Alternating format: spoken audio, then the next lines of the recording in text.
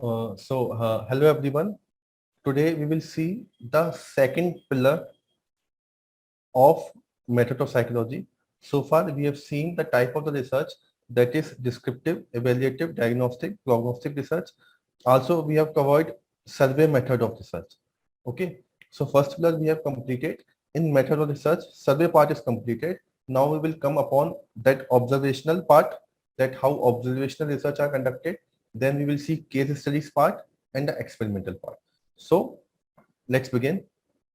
So we have done through this one. Classification of survey method, advantage, disadvantage we have seen. The second one is your observational method. Observational method हमको देखना है कि observation method क्या होता है ना। तो अब देखिए observational research. So by name, very simple, by name it is clear that what is in observation. Here you will see, here you will watch the people कि लोग क्या काम कर रहे हैं. You will watch people what they do. Very simple.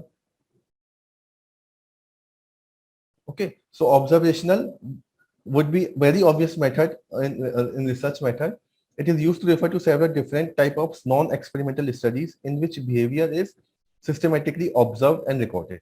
तो यहाँ पर आप क्या कर रहे हो, बिहेवियर को एक सिस्टमेटिक तरीके से ऑब्जर्व कर रहे हो और उसको रिकॉर्ड कर रहे हो. So we can say that it is a kind of non experimental studies, क्योंकि यहाँ पर आप वही कोई हाइपोथेसिस इस तरह की कंडक्ट नहीं हो रही यहाँ पर, या फिर आप इतना कॉज एंड इफेक्ट रिलेशनशिप निकाल के नहीं आ पा रहे हो, या फिर आप उनको निकालने के लिए किसी भी रैंडम असाइनमेंट नहीं कर रहे हो, रैंडम एलोकेशन नहीं कर रहे हो इंडिविजुअल्स का. ठीक है ना. तो वो सब प्रोसेस यहाँ पर इन्वॉल्व नहीं हो रही है. तो हम यहाँ पर कह सकते हैं कि it is a kind of non experimental studies, जहां पर बिहेवियर को आप सिस्टमेटिक तरीके से ऑब्जर्व करते हो और आप रिकॉर्ड करते हो. ठीक है ना. So this is in very simple term observation research. The goal of the observation research is to describe a variable or the set of variables. ठीक है. तो यहाँ पर हम वेरिएबल्स क्या क्या होते हैं किसी भी रिसर्च में, क्या क्या चीज वेरी कर रही है ना. अगर मान लीजिए आप किसी का बिहेवियर ऑब्जर्व कर रहे हैं, तो उनका बिहेवियर किस वजह से चेंज हो रहा है, कहाँ पर चेंज हो रहा है, क्या क्या कारण है उनके एटीट्यूड का चेंज होने का, उनके बिहेवियर का चेंज होने का. सो इस तरीके से हम कुछ वेरिएबल्स और उनके सेट ऑफ वेरिएबल्स को समझने की कोशिश करते हैं with the help of observational research. Now if we talk about observational research, so there are basically three kind of observational research method. The first one is your controlled observation. एक हमारा होता है controlled observation. The second one is your naturalistic observation. ठीक है, naturalistic observation होता है. And the third one is your participant observation. ठीक है. तो इस तरीके से तीन तरीके के ऑब्जर्वेशन मेथड होते हैं: control experiment, control observation, naturalistic observation and participant observation. ठीक है. So first of all naturalistic observation को हम देखते हैं. So by name it is very clear, it is a kind of observation method where you will observe the behaviour in a natural setting. ठीक है. तो यहाँ पर आप क्या होगा, लेबोरेटरी सेटिंग नहीं है, यहाँ पर आप नेचुरल सेटिंग में लोगों के बिहेवियर को ऑब्जर्व आप यहाँ पर कर रहे हो. ठीक है. सो this is a very common method which is used by psychologist and researchers. It involves studying studying the spontaneous behavior. ठीक है. तो किसी का भी अगर आपको स्पॉन्टेनियस बिहेवियर देखना हो, तो आप नेचुरलिस्टिक ऑब्जर्वेशन का इस्तेमाल आप कर सकते हो. ठीक है. सो हियर सब कुछ नेचुरल रहेगा, पूरी नेचुरल सराउंडिंग्स रहेंगी आपके, और वहीं पर ही आप उसमें ऑब्जर्वेशन अपना कंडक्ट करोगे. ओके. सो फॉर एग्जांपल एक जैन गुडल्स थे, उनका एक फेमस रिसर्च है उनकी चिंपैंजीज पर, is a classic example of naturalistic observation. तो इन्होंने क्या किया था, इन्होंने देखा था कि चिंपैंजीज का कैसे कैसे डेवलपमेंट होता है, इनकी अलग अलग स्टेजेस ऑफ डेवलपमेंट को इन्होंने समझने की कोशिश की थी with the help of naturalistic observation. तो इन्होंने कुछ भी लेबोरेटरी सेटअप नहीं किया था. ऐसा नहीं कि कुछ चिंपांजी को उठाकर लेकर आ गए उनको लैब में एक्सपेरिमेंट किया, nothing like that. they just observe them in their natural setting and then try to conduct research, और उनके बेसिस पर उन्होंने फाइंडिंग्स की कैसे कैसे चिंपांजीज अपना डेवलपमेंट करते हैं, सेक्सुअल डेवलपमेंट क्या क्या होते हैं, फिजिकल डेवलपमेंट क्या क्या होते हैं. This kind of studies were done by John Goodall. ठीक है. तो ये भी हमारी क्या हुआ, नेचुरल सेटिंग में काम हुआ. पूरा का पूरा हमारा क्या काम हो रहा है, नेचुरल सेटिंग में काम हो रहा है ना. ठीक है. तो she examine such things and chimpanzee social structure क्या है, मीटिंग पैटर्न्स, उनके जेंडर रोल्स क्या क्या है, what is their family structure, how they care of offsprings by observing them in the wild. जो जंगल में था उनको ऑब्जर्व करके उन्होंने देखा, है ना. इसमें एक एग्जांपल और निकल के आता है, जैसे हम पर्सनली चैप्टर में हमने एक एंथ्रोपोलॉजिस्ट के बारे में देखा था, Margaret lead. The spelling is MARGARET, MARGARET, ठीक है। तो मार्गरेट रीड थे इन्होंने भी नेचुरलिस्टिक ऑब्जर्वेशन का ही इस्तेमाल किया था, ठीक है। तो इन्होंने क्या किया था, इनका एक फेमस रिसर्च है जो इन्होंने किया था, जो साउथ पैसिफिक रीजन है, वहां पर इन्होंने वेरियस ट्राइब के बारे में स्टडी किया था, ठीक है। वहां पर ट्राइब्स होती थी, तो उनके बारे में इन्होंने पढ़ने की कोशिश की थी कि कैसे कैसे उनका डेवलपमेंट होता है। तो इन्होंने भी नेचुरलिस्टिक ऑब्जर्वेशन देखा था, उनको ऑब्जर्व किया था नेचुरली, ठीक है ना। इसके अलावा एक और इंडिविजुअल का नाम निकल के आता है जिनका नाम है कैथी सिल्वा, ठीक है। इन्होंने भी चाइल्ड के बिहेवियर को ऑब्जर्व किया था बाय इन नेचुरल सेटिंग, ठीक है, कि इन नेचुरल सेटिंग में उनका कैसे कैसे बिहेवियर इवॉल्व होता है। तो ये हमारे थोड़े से एग्जांपल होते हैं नेचुरल सेटिंग के, है ना। तो ये आप मेंशन कर सकते हैं। So natural setting could more simply involve observing shoppers in a grocery store, आप सिंपली उनको ऑब्जर्व कीजिए, समझने की कोशिश कीजिए। Children on a school playground, है ना, psychiatric inpatients in their wards, और उसकी वजह से आप बता सकते हैं कि कैसे कैसे उनका डेवलपमेंट अलग अलग डायरेक्शंस में होने को जा रहा है, ठीक है ना। In cases where it is not ethical or practical to conduct disguised naturalistic observation, researchers can get conduct undisguised natural observation, यानी कि छुपा कर उनसे कर लेंगे, where the participants are not made aware of the research, ठीक है। तो एक जगह पर तो आप बता सकते हैं कि देखो हम आपको ऑब्जर्व कर रहे हैं, है ना। प्ले ग्राउंड में आप, स्कूल में आपने बता दिया कि हम बच्चों के बिहेवियर को ऑब्जर्व कर रहे हैं ताकि हम ये रिसर्च कंडक्ट कर सकें। तो हो सकता है कि कहीं कहीं पर एथिकल रीजंस होते हैं, परमिशन ना मिले स्कूल से, तो आप क्या करोगे, so it could B undisguised naturalistic observation where you will not inform the participants that they are conducting research upon them. So where the participants are made aware of the research presents and monitoring of their behavior, ठीक है। तो ये उसमें कर सकते, ठीक है। लेकिन एक दिक्कत जो आती है अनडिस्गाइज्ड नेचुरलिस्टिक ऑब्जर्वेशन के बाद की रिएक्टिविटी की दिक्कत आती है, ठीक है। आई थिंक मैंने आपको यहाँ पर उल्टा बता दिया, देखो सॉरी, अनडिस्गाइज्ड में क्या होता है, अनडिस्गाइज्ड में आप उनको अवेयर करोगे, उनको बताओगे आप, ठीक है, कि आपको ऑब्जर्व किया जा रहा है ना। डिस्गाइज्ड में आप उनको नहीं बताते हो, तो ये चीज अनएथिकल हो जाती है कहीं पर, ठीक है, कि आप उनको बिना बताए उनको ऑब्जर्व कर दे उनके बिहेवियर को, सो this is not ethical, this is not practical. तो आप उनको बता दोगे तो वो होता है अनडिस्गाइज, अनडिस्गाइज यानी बिना छुपाए, डिस्गाइज यानी छुपाकर। सो अनडिस्गाइज में यानी कि आपने उनको बता दिया, participants were made aware of the research present, ठीक है, and for the monitoring of their behaviour. तो एक दिक्कत इसके साथ आती है रिएक्टिविटी की, ठीक है।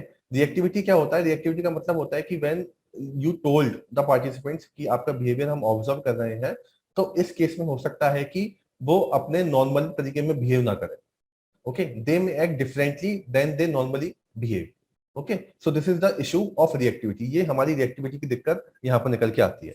So reactivity refers to when a measure change participant behaviour in the case of undisguised naturalistic observation. The concern with reactivity is that when people know they are being observed and studied, they may act differently than they normally would, ठीक है। तो वो different तरीके से अपना उसमें कर सकते हैं, है ना। तो इसी को ही, इसी तरह की रिएक्टिविटी को हम क्या बोलते हैं, हॉथॉर्न इफेक्ट। इसी को ही क्या बोला जाता है, हॉथॉर्न इफेक्ट। हॉथॉर्न इफेक्ट का मतलब यही होता है कि जब आपने पार्टिसिपेंट्स को बता दिया कि आपको हम स्टडी कर रहे हैं, और उसके बेसिस पर उनका जब परफॉर्मेंस वेरी होना शुरू हो जाए, okay. So Hawthorne effect refers to the tendency of some people to work harder or to work lower when they are told that they are being supervised by someone. या तो वो बहुत ज्यादा मेहनत करना शुरू कर देंगे या फिर बहुत कम मेहनत करना शुरू कर देंगे, ठीक है। तो ये हमारा हॉथॉर्न इफेक्ट होता है ना। इसको हम बाद में पेपर 2 में भी डिटेल में पढ़ेंगे, यहाँ पर बस आपको मैंने ये इसका एक इशू बता दिया कि जब अनडिस्गाइज्ड आप करेंगे तो what could be the issue with undisguised naturalistic observation. अब इसमें नेक्स्ट जो निकल के आता है वो हमारा होता है पार्टिसिपेंट ऑब्जर्वेशन। अच्छा, अब आप ये भी देखिए कि हमने ये देख लिया, नेचुरलिस्टिक हमने देख लिया, तो ऑब्वियसली इसकी कुछ कमियां होंगी, इसकी कुछ लिमिटेशन भी होंगी।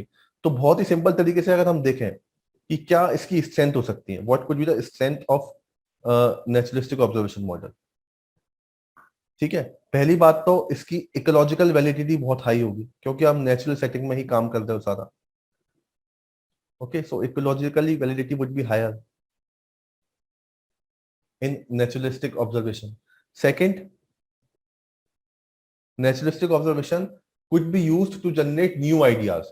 So whenever you conduct any study in naturalistic observation, so it might be possible that new ideas can come into your mind, okay। So it could be helpful to generate new ideas, नए ideas को generate करने के लिए काफी ज्यादा helpful हो सकता है, because it give the researcher the opportunity to study the total situation in the normal setting, है ना। तो वहां पर उनको एक अपॉर्चुनिटी मिल जाती है ना।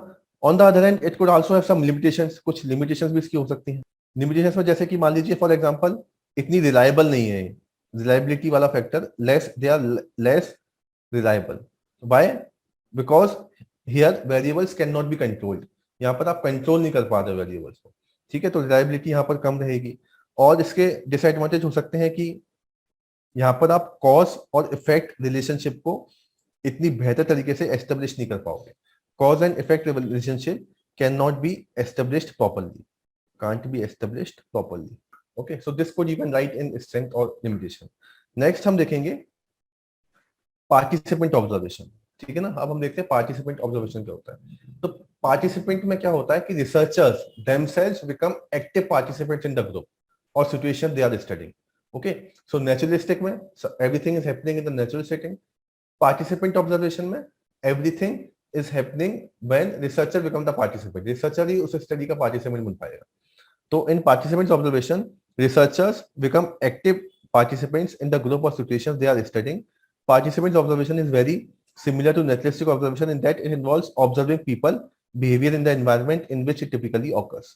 ठीक है, तो यहाँ पर भी आप वही कुछ देख रहे हो, बस अंतर ये हो गया कि आप पार्टिसिपेंट बन गए, आप उन्हीं लोगों में घुल मिल गए और उनको फिर ऑब्जर्व कर रहे हो उन्हीं के साथ घुल मिलकर, ठीक है। सो this is your participant observation, है ना।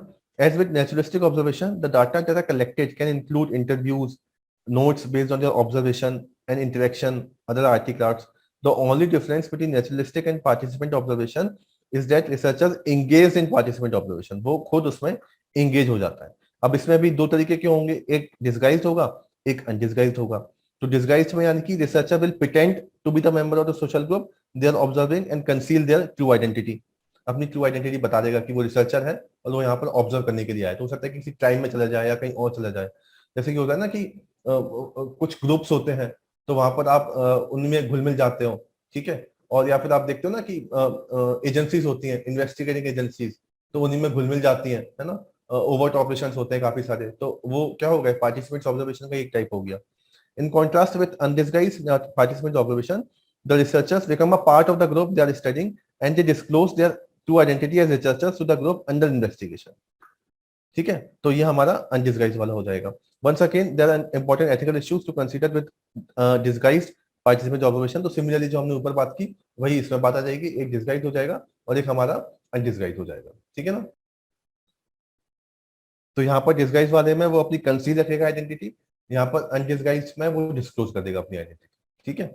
So this is your participants observation. अब देखो इसमें जैसे कुछ होता है ना, आपको एग्जांपल अगर समझना है तो इसमें आप देखिए कुछ ओवर्ट और कुछ कोवर्ट, ओवर्ट और कोवर्ट तरीके के ऑपरेशंस होते हैं, है ना। कोवर्ट वाले कौन से होते हैं, कोवर्ट स्टडीज होती हैं जहां पर अंडरकवर एजेंट बन के लोग जाते हैं, अंडरकवर एजेंट्स, ठीक है। तो वो कोवर्ट ऑपरेशंस होते हैं। ओवर्ट में वो बता देते हैं कि ऐसा है, ठीक है। तो ये ऑपरेशंस किए जाते हैं, जैसे कि काफी सारे रिसर्चर भी, फॉर एग्जांपल एक हमारे जिसको हमने एटीट्यूड में भी देखा था, उनका नाम था Leon Festinger. He conducted one study with the help of participants observation. इन्होंने क्या किया था, he wanted to study a religious cult, एक रिलीजियस कल्ट था,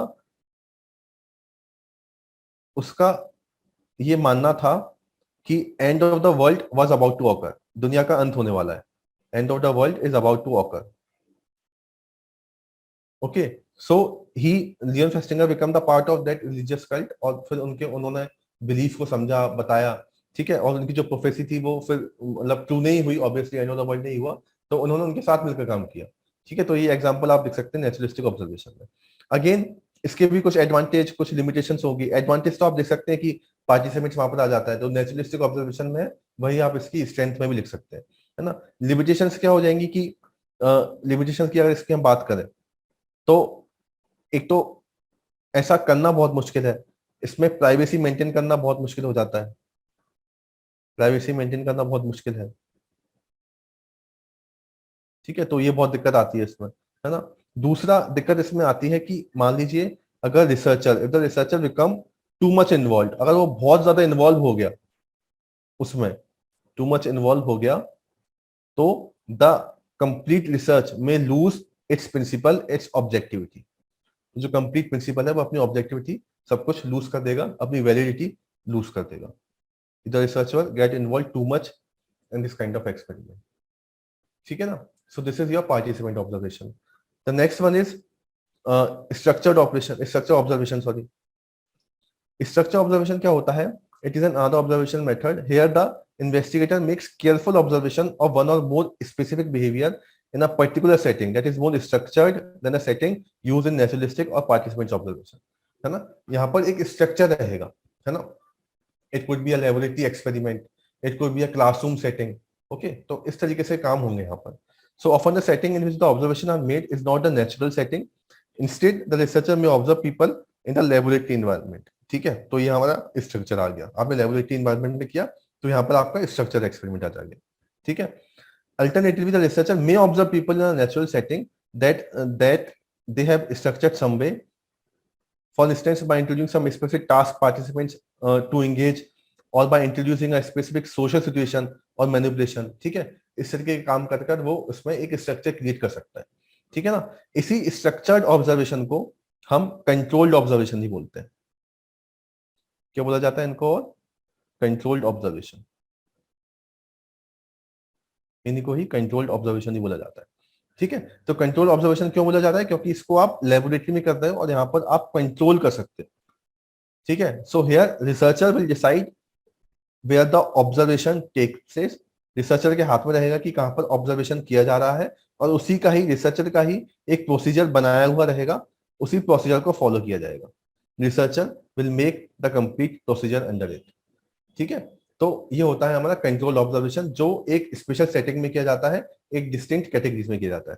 फॉर एग्जांपल, यहाँ पर जैसे मान लीजिए हमने एक जब हमने अटैचमेंट के बारे में पढ़ा था in development of human behaviour, तो वहां पे हमने एक नाम देखा था एंसवर्थ का, मैरी एंसवर्थ. या फिर बहुत सारे एक्सपेरिमेंट हैं जो कंट्रोल ऑब्जर्वेशन में किए जाते हैं. ये सिर्फ एक एग्जाम्पल है.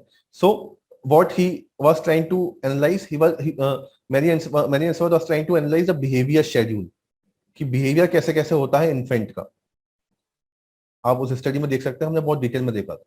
तो बिहेवियर ऑफ द इन्फेंट इन्होंने समझने की कोशिश की थी. तो उन्होंने क्या किया था कि बच्चों को कुछ समय के लिए रख दिया था, फिर उनके ब्रीफ सेपरेशन के बाद उनके बिहेवियर को फिर से ऑब्जर्व किया था. So in this way Mary Ainsworth conducted their research. तो यहाँ पर भी क्या है? कंट्रोल्ड ऑब्जर्वेशन है. ओके. सो फिर उनके उसी की वजह से उन्होंने पूरी एक टेबल बनाई थी. ठीक है, कि कब वो ज्यादा इंटीमेट होते हैं अपने माँ के साथ में, है ना, कब अटैचमेंट नहीं होता है सही. ओके. तो पूरा का पूरा इन्होंने एक शेड्यूल बनाया था और इस तरीके से अपनी रिसर्च इन्होंने कंडक्ट की थी. इसके अलावा और भी आप जैसे बोल सकते हैं बोबोडॉल एक्सपेरिमेंट जो हमने किया था, जो बोबोडॉल स्टडीज थी, वो भी कंट्रोल्ड ऑब्जर्वेशन ही है.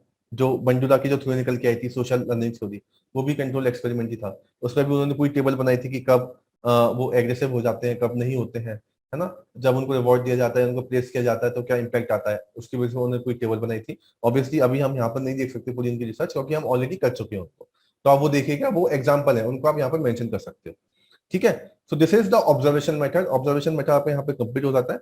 यहाँ पर आप देखिए, अब ये जो है इसमें आप स्ट्रक्चर्ड ऑब्जर्वेशन, जिसको हम कंट्रोल ऑब्जर्वेशन बोल रहे हैं, इसकी आप कुछ लिमिटेशंस और स्ट्रेंथ इसकी भी आप बता सकते हैं.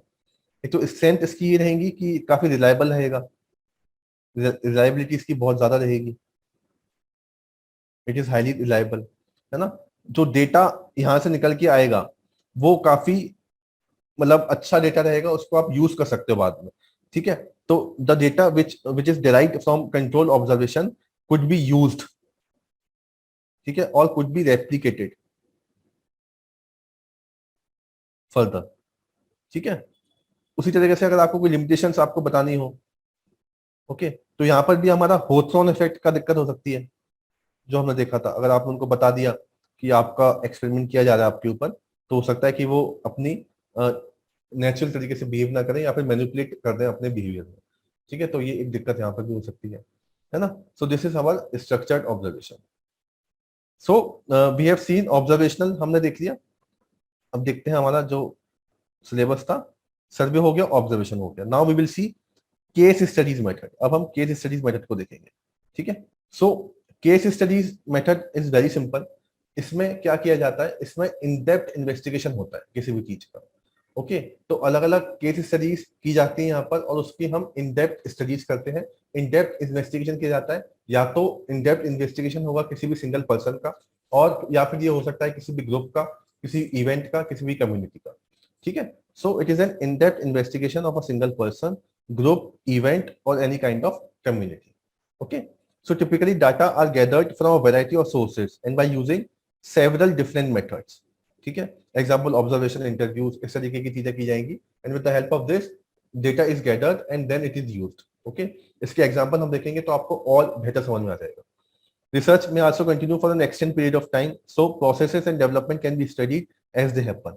तो जैसे मान लीजिए किसी चाइल्ड का आप बिहेवियर एनालाइज कर रहे हैं, है ना, तो हमने जैसे एग्जांपल लिखा था एन्ना ओ का, एक जेनी का हमने एग्जांपल लिखा था, जेनी के ऊपर केस स्टडी की गई थी। तो उनका क्या किया था, उनका शुरू से लेकर आखिर तक का बिहेवियर देखा गया था, है ना। उनको तो मतलब यूज ही इस तरीके से किया गया था ताकि उनका एक हम डेवलपमेंट देख सकें, कैसे उनको अलग रखा जाता है तो कैसे उनका डेवलपमेंट होता है, बाहर लेकर जाए तो कैसे डेवलपमेंट होता है, कैसे लैंग्वेज एक्विजिशन होता है उनमें। तो ये सब चीजें उनमें देखी। तो जेनी की क्या है, वो केस स्टडी है ना। ऐसे ही काफी लोग खुद अपने आप से भी आते हैं कि हमारी केस स्टडीज कीजिए ताकि इस पर रिसर्च निकल के आ सके। जैसे HM जो पेशेंट में देखा था, उनकी केस स्टडीज, तो काफी लोगों की case studies. Okay, so research may also continue for extend period of time, काफी लंबे समय तक भी रिसर्च की जा सकती है ताकि समझ में आ सके कि कैसे कैसे प्रोसेस हो रही है और कैसे कैसे डेवलपमेंट हो रहा है। The case study method often involves simply observing what happens to or reconstructing the case history of a single participant or group of individuals। जैसे कि मान लीजिए आप स्कूल क्लास में कर सकते हैं, कोई स्पेसिफिक सोशल ग्रुप की कर सकते हैं, ठीक है। It allows the researchers to investigate the topic in far more detail. तो यहाँ पर आप क्या डिटेल्ड एनालिसिस करते हो, यहाँ पर आप क्या कर रहे हो, डिटेल्ड एनालिसिस करते हो, है ना। तो यहाँ पर जो साइकोलॉजिस्ट हो रहता है बहुत ही डिटेल तरीके से पढ़ने की कोशिश करता है, उनका डेली रूटीन देखेगा, उनको ऑब्जर्व करेगा, ओके, उनका डेटा कलेक्ट करेगा, उसको एनालाइज करेगा, ये सब चीजें करने की कोशिश वो करता है। तो यहाँ पर क्या है, यहाँ पर मतलब देख लीजिए एक आइडिया, हाँ, नोमोथेटिक अप्रोच को फॉलो किया जाता है, यानी कि आप उनकी केस स्टडी को समझेंगे, है ना, और उसको फिर जनरलाइज करेंगे लार्ज नंबर ऑफ पीपल पर, ठीक है। तो नोमोथेटिक आइडियोग्राफिक स्टडीज यहाँ पे की जाती है। आप उनको with the aim of averaging उनका आप निकालेंगे, केस स्टडी को समझेंगे, एनालाइज करेंगे and then you will analyse, you will generalize this particular case studies to a large number of people। okay, so you will see observation of the person daily routine, आप ये देखोगे, है ना। Unstructured interviews with the participants herself and with people who know her, उनकी diaries के बारे में देखोगे। You will observe their personal notes, letter, photographs, ठीक है। Most of the information is likely to be qualitative, that is verbal descriptions rather than measurement। The psychologist might collect numerical data as well, ठीक है। तो आप इस तरीके का इस्तेमाल भी आप कर सकते हो, है ना। So this is the case studies. अब इसमें कुछ एप्लीकेशन आप देखिए, जैसे कि आप काफी सारे रिसर्चर्स आप देखेंगे उन्होंने केस सीरीज का ही इस्तेमाल किया है ना। फॉर एग्जांपल सिगमंड फ्रॉइड ने काफी सारी केस सीरीज यूज की हैं। Okay, he conducted very detail investigation into private lives of his patients in an attempt to both understand and help them overcome their illness. Okay, जैसे कि for example एक इनका एक केस सीरीज थी little hands पर, rat man पर। Okay, so एक little hands पर इन्होंने स्टडी की थी। सो इन्होंने उनकी he was interested in the role of infant sexuality in child development. ये क्या जानना चाहते थे सिगमंड फ्रॉइड कि जो इन्फेंट में जो होता है, बच्चे जो होते हैं, इन्फेंट सेक्सुअलिटी कैसे होती है और उसका डेवलपमेंट कैसे कैसे होता है, ठीक है। तो उन्होंने एक लिटिल हैंड्स के ऊपर उन्होंने केस सीरीज की, उनके बारे में पढ़ा। ओके, लिटिल हैंड्स, उनका पूरा सेक्सुअल डेवलपमेंट देखा और फिर उन्होंने बताया कि what are the key roles, उनके जो मेन आइडियाज है सिगमंड फ्रॉइड के, वो यहाँ से निकल के आए। तो जो हम ओडिपस कॉन्फ्लिक्ट का जो हम देखते हैं ना एग्जांपल, जो हमने देखा था पर्सनैलिटी में, वो इसी रिसर्च से निकल के आया था, इसी केस स्टडी से निकल के आया था। What is role of Oedipus conflict क्या होता है, वो यहीं से निकल के आया था, जो हमने देखा था। सो this is example of case studies. इसके अलावा और भी इन्होंने, जैसे रेटमैन, इन्होंने एक नाम दे दिया था एक पेशेंट को। तो उन्होंने इनको ना काफी सारे ऑब्सेसिव थॉट्स आते थे। ओके, तो इन्होंने इनके ऊपर स्टडी की और समझने की कोशिश की कि इनको ये ऑब्सेसिव कंपल्सिव थॉट्स क्यों निकल के आ रहे हैं, है ना। तो आप इनके बारे में पढ़िएगा, इनको एक ऑब्सेशनल न्यूरोसिस था, है ना, जिसकी वजह से इनको ये दिक्कत होती थी। So it is all related to their childhood, है ना। चाइल्डहुड में कुछ ऐसी थॉट प्रोवोकिंग एंजाइटी दब गई थी, तो उनकी वजह से उनको ऐसा होता था, उनकी प्रेजेंट स्टेट को वो डिस्टर्ब करता था। तो उन्होंने इसको भी पढ़ा, समझा और बताया कि इनको ऐसे ऑब्सेसिव थॉट्स क्यों आ रहे हैं, है ना। तो उन्होंने इस पे भी स्टडीज की थी। ऐसे ही इन्होंने एक एन्ना ओ, आपने देखा होगा एन्ना ओ, ये भी केस स्टडी सिगमंड फ्रॉइड के द्वारा की गई थी। इसमें इन्होंने क्या किया, एन्ना ओ भी क्या था, एक सूडोनिम था। ये सारे क्या सारे सूडोनिम होते हैं, रेटमैन, एनओ, सुडोनिम यानी कि एक दूसरा नाम दे दिया जाता है उनके ओरिजिनल नेम को छुपाकर। तो इनको भी क्या था, सुडोनिम को भी ना, एनओ को, इनको भी क्या दिक्कत थी, इनको हिस्टीरिया था। हिस्टीरिया में क्या होता है, हिस्टीरिया एक ऐसी दिक्कत होती है, एक इमोशनली चार्ज बिहेवियर होता है, आपके इमोशन बहुत ज्यादा चार्ज हो जाते हैं, इमोशनली चार्ज बिहेवियर जो बहुत ज्यादा एक्सेसिव हो जाते हैं और आउट ऑफ कंट्रोल चले जाते हैं। ठीक है, तो इनको ये दिक्कत आ रही थी, तो इन्होंने इनको समझने की कोशिश की, और इनमें एक साइकोलॉजिस्ट और निकल के आए थे, उनका नाम था जोसेफ, BREURER, जोसेफ ब्रूअर। इन्होंने काफी इसको देखा था, इनकी ही पेशेंट थे बेसिकली। ओके, तो यहाँ पर ये इस तरीके की केस स्टडीज होती है ना। तो इनको इस तरीके से इनको पढ़ा जाता है, इनकी इंसाइट ली जाती है और इनको डिटेल में इनके बारे में फिर पढ़ा जाता है। इसकी स्ट्रेंथ क्या हो जाएंगी, यहाँ पर आपको एक बहुत ही क्वालिटेटिव इन्फॉर्मेशन मिलेगी, आपको समझ में आ जाएगा, समझ में केस स्टडीज आपने इनको इनके बारे में पढ़ा, तो obviously you will get very much qualitative information about them, कि क्यों उनको ये चीजें हो रही हैं और क्या रिस्पॉन्सिबल है और कैसे हम इसको रिमूव कर सकते हैं। Okay, you will get insight for further research also. ठीक है, permitting investigation of otherwise impractical और अनएथिकल सिचुएशंस भी यहाँ पे क्रिएट हो सकती हैं, तो यहाँ पर आपको परमिशन लेने की आवश्यकता है। Because of their in-depth, multi-sided approach, case studies often shed light on aspects of human thinking and behavior that would be unethical or impractical to study in other ways.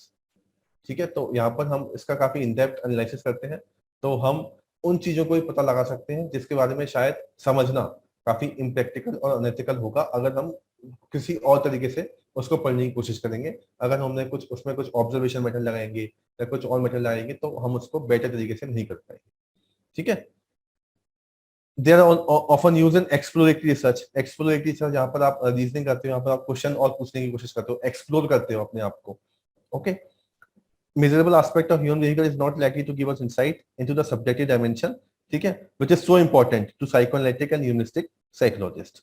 यहाँ पर आप नए नए आइडियाज भी जनरेट कर सकते हो। They are an important way of illustrating theories and can help show how different aspect of a person's life are related to each other, है ना। तो यहाँ पर आपको एक इलस्ट्रेटिव वे में थ्योरीज निकल के आती हैं जिससे आप रिलेट कर सकते हो, है ना। उसको मान लीजिए बाद में कोई दिक्कत आ रही है, अभी कोई दिक्कत आ रही है किसी भी इंडिविजुअल को, तो आप बता सकते हो इनकी हेल्प से कि उसके बचपन में क्या हुआ था जिसकी वजह से उसको अभी दिक्कत आ रही है। अब उन चीजों को रिलेट कर सकते हो जो सिगमंड फ्रॉइड ने किया भी। ठीक है ना, तो काफी सारे ह्यूमनिस्टिक साइकोलॉजिस्ट और साइको साइकोलॉजिस्ट ने केस स्टडीज का प्रिंसिपल को इस्तेमाल किया और काफी इंपॉर्टेंट रिसर्च को निकाल के लेकर आए, है ना। लिमिटेशंस क्या हो गई, you can not generalise the result to the wider population. जैसे कि सिगमंड फ्रॉइड ने जो पेनिस एनवी का कंसेप्ट दिया था, now it has been highly criticised. ठीक है, क्योंकि वो इन्होंने उनके बारे में ये बोला जाता था कि इन्होंने कुछ सिलेक्टेड लोगों पे किया और उसके बेसिस पर उन्होंने सारे जनरलाइज कर दिया। बाद में जैसे आप कैरन हॉर्नी जो थे, उन्होंने काफी क्रिटिसाइज किया था कि ऐसा नहीं होता है, कुछ सोशल रीजंस भी होते हैं, है ना, इंफ्योरिटी के। तो इस वजह से उनको उन्होंने क्रिटिसाइज किया था। तो आप काफी वाइडर पॉपुलेशन पर इनको जनरलाइज नहीं कर सकते, क्योंकि आप बहुत ही लिमिटेड लोगों का सैंपल ले रहे हो और उन्हीं की केस स्टडीज कर रहे हो, उन्हीं की आप इंडेप्थ एनालिसिस कर रहे हो, इस कारण। Researchers own subjective feelings may influence the case studies. Researchers bias यहाँ पे हो सकता है ना। रिसर्चर्स को हो सकता है कि कुछ सब्जेक्टिव फीलिंग्स आ जाए उसके प्रति, जिसकी वो केस स्टडीज कर रहा है, पढ़ते पढ़ते उसी के बारे में उसमें खो जाए, या फिर कुछ उसी के साथ है ना, ठीक है, कुछ रिलेशनशिप डेवलप हो सकता है। तो ये रिसर्चर एक बायस भी यहाँ पर निकल के आ सकता है। जनरलाइज नहीं कर सकते तो रेप्लिकेशन में भी आपको दिक्कत आएगी। ये पूरा रिलेशन में आपको इंट्रोडक्शन चैप्टर में बताया था। टाइम कंज्यूमिंग काफी ज्यादा है ये, है ना, it is very time consuming. Because a case study deals with only one person, event or group, we can never be sure whether conclusion drawn from this particular case apply elsewhere or not। ठीक है, तो ये दिक्कत इसमें हमेशा यहाँ पर रहती है ना। तो ये हमारा केस स्टडीज का हो गया। The result of the study are not generalized because we can never know whether the case we have investigated is representative of the wider body or similar instance। तो हम ये कभी नहीं बता सकते कि ये वाइडर लोगों पर हम लगा सकते हैं या नहीं लगा सकते, वाइडर पॉपुलेशन में सही रहेगा या नहीं रहेगा। ठीक है, तो ये हमारा केस स्टडीज का प्रिंसिपल भी हो गया। तो अभी तक हम एक बार फिर से देख लेते हैं। डिस्क्रिप्टिव वी हैव डन, ये हो गया हमारा डिस्क्रिप्टिव। एवेल्युएटिव हमारा हो गया, ठीक है ना। डायग्नोस्टिक हमारा हो गया, प्रोग्नोस्टिक हमारा हो गया, मेथड रिसर्च में survey is done, observation is done, case studies is done. Now we will see experimental method. तो उसी से ही कंटिन्यूटी में ये आ जाएगा कि एक्सपेरिमेंटल के क्या कैरेक्टरिस्टिक्स हो सकते हैं, नॉन एक्सपेरिमेंटल और क्वासी एक्सपेरिमेंटल। तो in our next lecture we will discuss experimental, non experimental और क्वासी एक्सपेरिमेंटल। ठीक है, उसके बाद एक लेक्चर और होगा और उसमें ये कंप्लीट हो जाएगा। ठीक है, okay, thank you very much.